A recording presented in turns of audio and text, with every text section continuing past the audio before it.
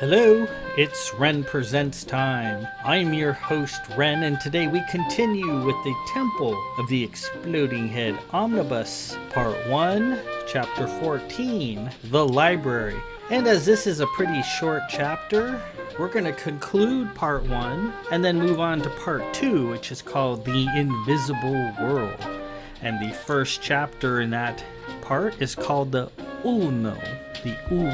Last week, the castle was in preparations for a ball, the Falling in Love ball, and Sam saw all the preparations that were being made and wanted to come, and Kay said, sure, you can come. And he warned her, though, that his cousin Sarah is a bit of a pistol, doesn't really like monomos, and true to Kay's premonition, Sarah was every bit as nasty and unpleasant as she could be during the ball, giving Sam the evil eye. She thought she saw Sam making eyes at Kay, and as Sarah doesn't know that they're seeing each other, Sarah told her, don't make eyes at my cousin or I'll have you vlogged out of the castle. And then Kai, who is Sam's friend but is trying to hide the fact that she knows Sam, says, well, no, I'm not going to let you do that because I outrank you.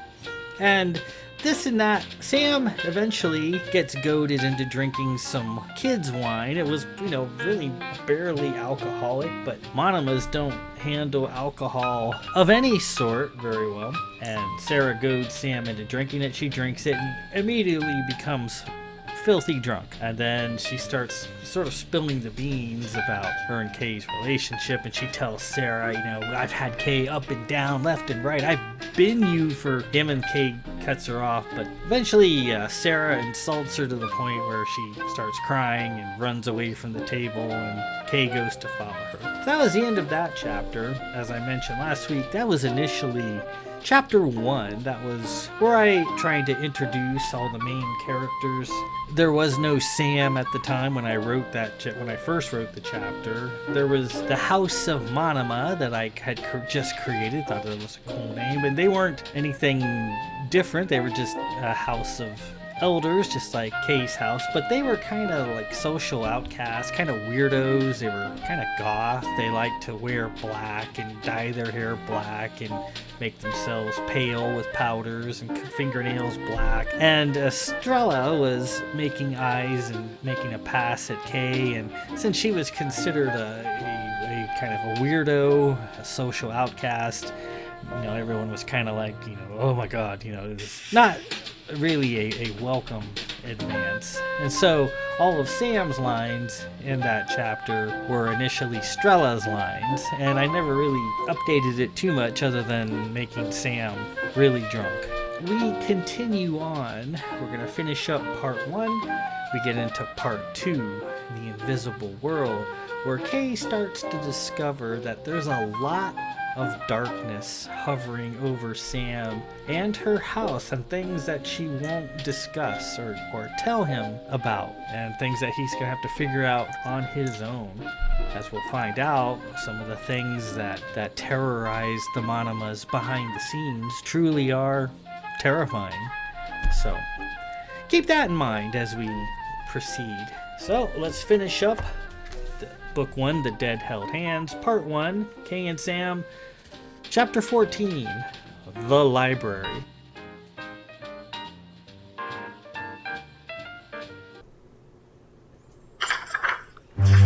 We used to be evil once, and the gods are still punishing us.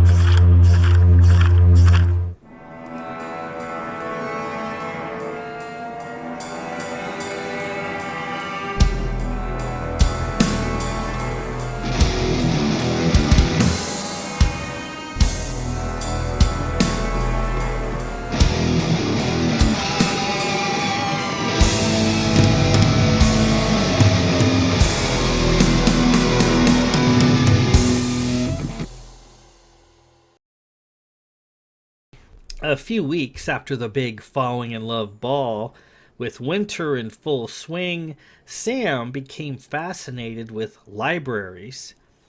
After watching a Brant ball match at Sarfortnum College, she and Kay toured the campus and ended up in the college's main library. Sam was astounded by all the information that was kept in books. She noted that many of the books in the library were dedicated to engineering and machines of various types. She had always assumed that all archived information in Elder Country was stored via the HoloNet.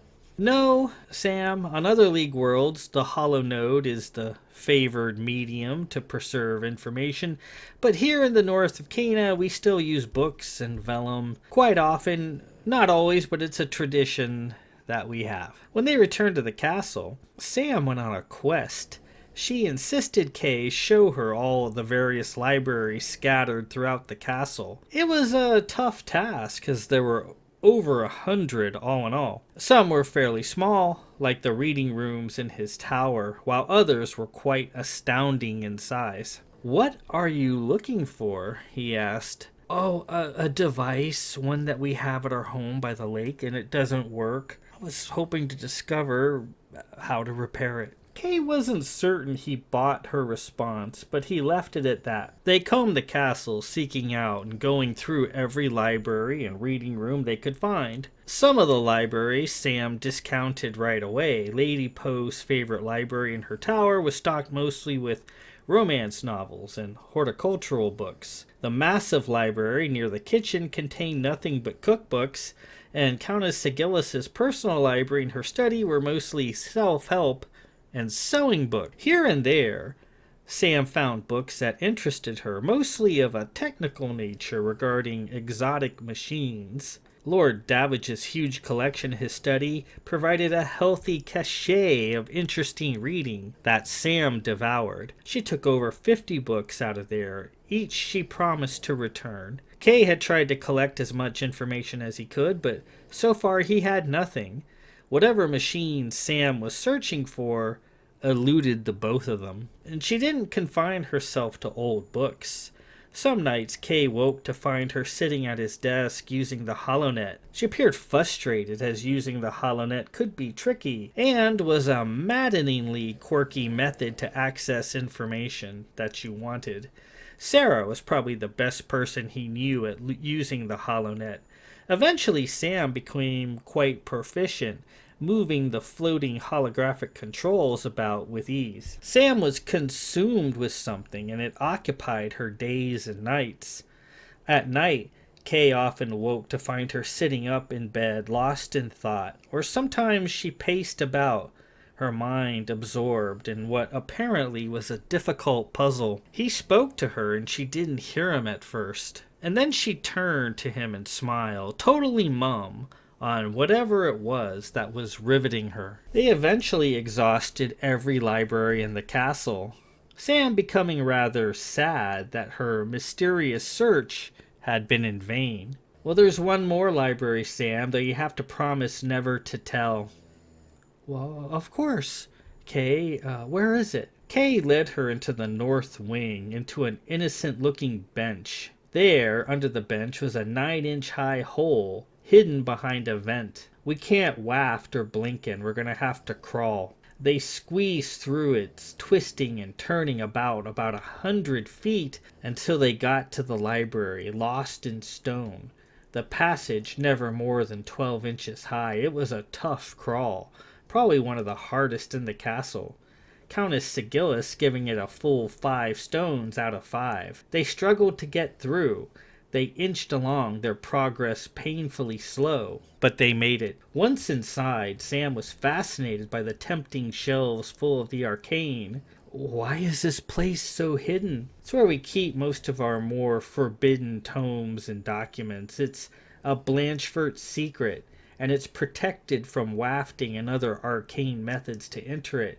You also can't sight the walls and see through the stone, not even Father." The library is fairly small and 8-sided. Shelves full of documents, scrolls, and old books lined the walls. They went through the books, Sam carefully going through each, using her nails to turn the pages. Her nails were back to long and sharp.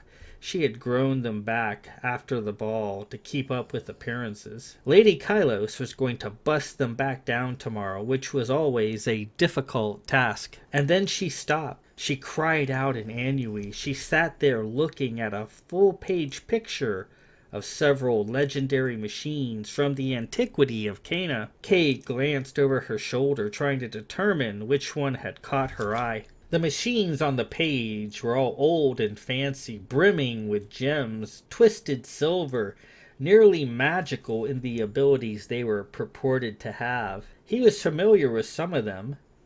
Which one are you looking at, Sam? Absently, she pointed at a mirror-like machine in the center of the page. Oh, that's the old Malice mirror, Kay said. Supposedly it transverses the planes of dreams and reality. You have one of those at your home? What? She said, preoccupied. Yes, it's very nice. Kay had the distinct feeling she wasn't focusing on the Malice mirror, but rather another machine on the page. These machines actually exist? She asked, breathless, holding the book with shaking hands. This isn't a fantasy book? Yes, all the machines are said to be real. I've actually seen the Malice mirror on display at Fleet and Armenelos. If you have one at your home, it must be very valuable, even if it's broken. What? She said, preoccupied. Yes, that's right. She stared at the page, her expression lost in thought. She closed her eyes and smiled, and after a moment, a tear leaked down her face. Sam, are you all right? Kay asked her. He placed his hand on her back, and her heart was racing, beating like only a Manama heart could. Without answering, she greedily read the book, asking him questions about this and that. May I borrow this, Kay, please? I promise I'll return it undamaged. Well, of course, but are you really interested in the Malice mirror? Or something else on the page? Sam didn't answer. With book in hand, she quickly exited the library, Kay crawling after her as fast as he could. When he exited the crawl space, she was there in the corridor with the book, removing snugs from around her neck. I shall return shortly, Kay. I love you so much, Erendan. This is wonderful. What is, Sam? Sam? And then she was gone. She returned later in the day, breathless and preoccupied. She stared off into space and only half heard when Kay tried to talk to her. That night after bed, Kay watched Sam fooling around with the HoloNet terminal. A vast number of holographic displays danced about her head. She masterfully manipulated the holographic controls. She seemed to come to a dead end eventually, and frustrated, she gave up in a huff, shut off the terminal, and crawled back into bed. When she was asleep, he worked himself free of her arms and opened the terminal, curious as to what she was so interested in. The usual holographic gentleman in the black coat appeared with his staff of knowledge. The last thing she had accessed was a visual history of the House of Want. The House of Want. It was an odd thing to call up. Recalling his lessons with Lady Poe, the House of Want was an old Remnath house that actually left the League several centuries back. Why they left the League and where they went, nobody really knew. The forlorn ruins of their old castle still stood in the hills north of St. Paris. The house had been known for their incredible technological creations, especially their wondrous arcane machines. It was sometimes said that their knowledge, especially that of their patriarch, Lord Revis, surpassed even the elders, and the sisters were jealous, giving them no peace. It was said they left the League to get away from the sisters. Obviously, whatever machine Sam was interested in, it wasn't the Malice mirror, as she said earlier. It was something created by the House of Want. A quick search brought up literally hundreds of machines created by them, all amazing and well crafted. There were too many to choose from, and he'd probably never be able to guess which one it was, and he couldn't remember what other machines were on the page Sam had been so interested in. He shut down the terminal and got back into bed, Sam quickly enveloping him. He was determined to know what she was up to. He'd have to sly it out of her. Just as Sam couldn't get him to improve his gifts, he couldn't get her to talk. During this odd period, Kay often asked her what she was looking for, and smiling, she'd simply say she was working on a project for her household. Her story held no water, as what would her Manama household need with arcane House of Want creations? Machines that, in many ways, replicated mechanically what she and her people could do naturally. It was maddening. Her demeanor during her nocturnal visits also changed. Instead of wanting to go to the bathhouse and make love, she instead asked him about machines and technical detail, but nothing so detailed that he could draw out of her what she was looking for. She had all sorts of questions for Kay and was somewhat annoyed when he couldn't provide her with a lot of good information. Kay wasn't into technical matters. His uncle, Lord Peter, was a great technical resource, as was Philip, his cousin. Lord Lon of Probert, now there was a technical whiz. A real chip off the old block was Lon, as his mother, Lady Branna of Probert, was one of the League's top scientists. And his father, Lord Milos of Probert, was the fleet's lead engineer. Lord Lon, that cute little fellow in the blue at the ball? Yes, I believe I recall him talking about fairs and the sciences and the like. That's him. He's a good friend and smart as a whip. Sam sat there, her brain wheels apparently spinning. Lord Lon, she repeated, and then dropped the matter. And with that, we conclude Part 1, Chapter 14, The Library, and we also conclude Part 1. And we get a glimpse of Sam starting to do weird things. She's apparently after some sort of technical item, a machine of some sort that she saw in one of Kay's books in the Forbidden Eight-Sided Library. Just so you know, this omnibus contains 3 books. The first one here that we've been reading, The Dead Held Hands. The second one is called The Machine. Wonder where that came from. Sam is looking for a machine, and the next book is called The Machine. Well, we'll get some insights here into the next chapter.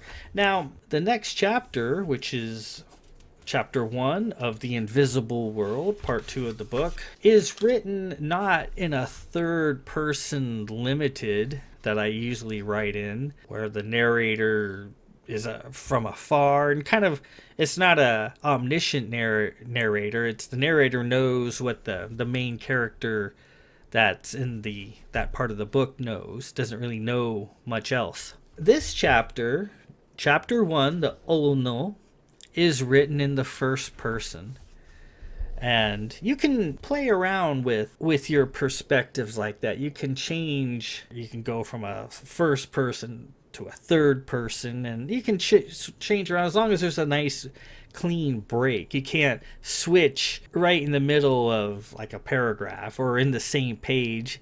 You have to have them nicely delineated. So this whole chapter, and it's only a few pages long, just like the previous one, is written in the first person. And I never really say whose perspective this story is in, but I'm pretty sure you can guess. So let's get to it. Part 2, The Invisible World. Chapter 1, The Olono. I had a vision when I was a little girl. I had it just once and never again, but I never forgot a single detail. Through the years, my vision stayed in the back of my thoughts, simmering and waiting to come out. I had a vision of the Olono, and it could change everything. I dreamed of a strange workshop. All manner of swirling metal gadgets clicked and bobbed about. There were unique tools hanging on the walls, and shelves were lined with things. I've never seen such things. Elder things. Elder machines. In the center of the workshop was a man wearing elder clothing, and he was working on some sort of twisting silver sculpture. He had arms and legs that were long and skinny, and his weird fondant-shaped head sat at the end of a bent Rembla neck. He wore a little elder hat, giving him a rather pinheaded look. I thought he looked funny. I wanted to laugh, though I'd been taught not to do such things, so I just stayed quiet. The sculpture he was working on was beautiful, so pretty, so wonderful, something only an elder would create. I complimented him on his work. I don't know if he understood. He looked at me. "So you're here," he said. "They say I'm crazy, you know. They say I'm full of it, but don't you believe a word. Yeah, this machine, this one right here, is my greatest piece of work yet. This thing does what they say is impossible." What machine?" I wanted to know.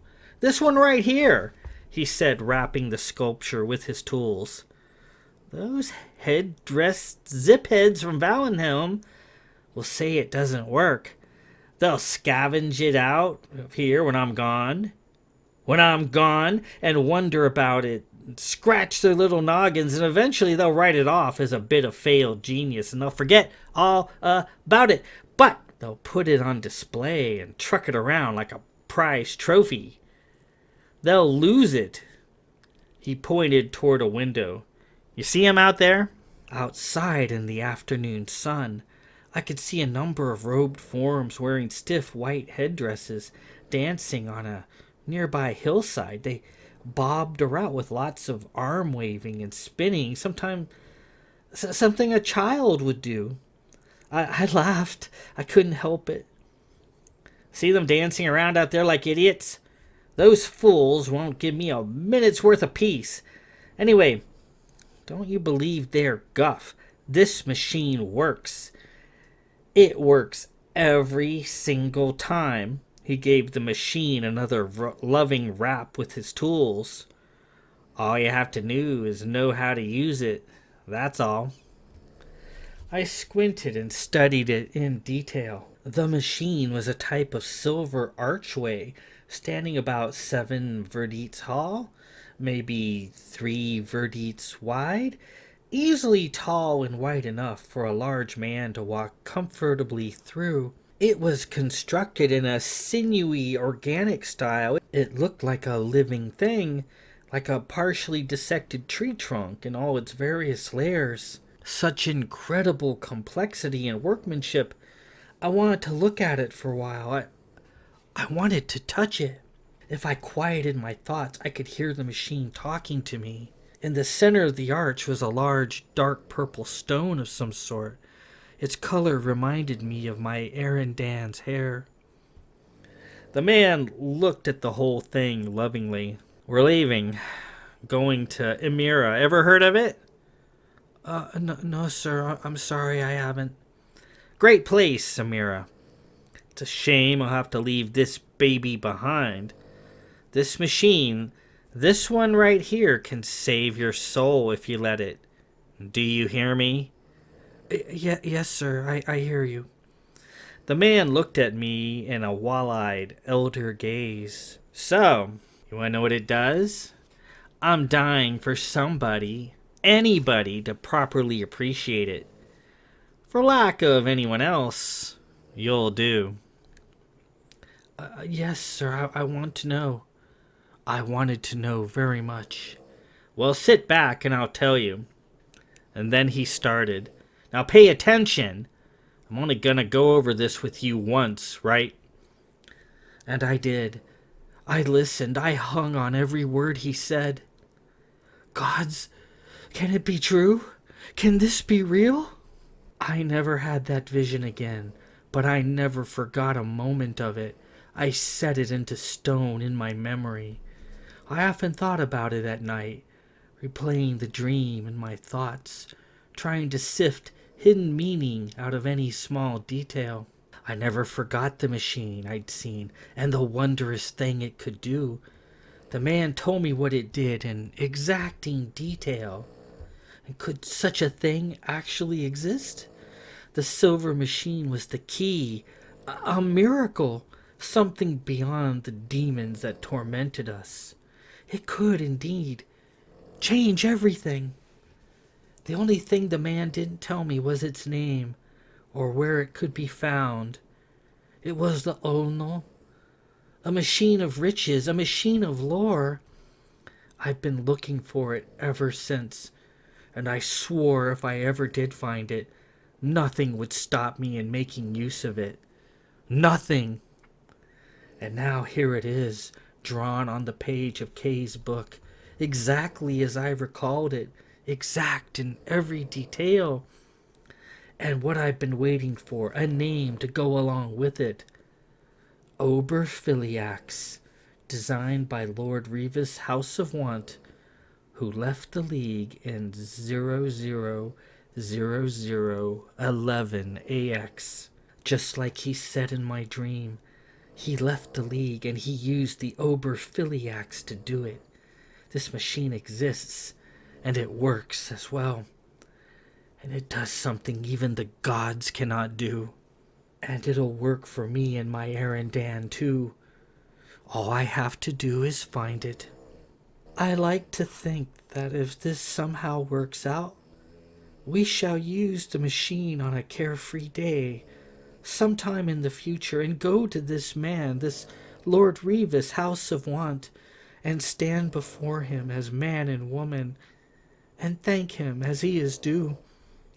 Thank him for his genius and his machine that he left behind. Oh no. Oberphiliax. Right there on the page.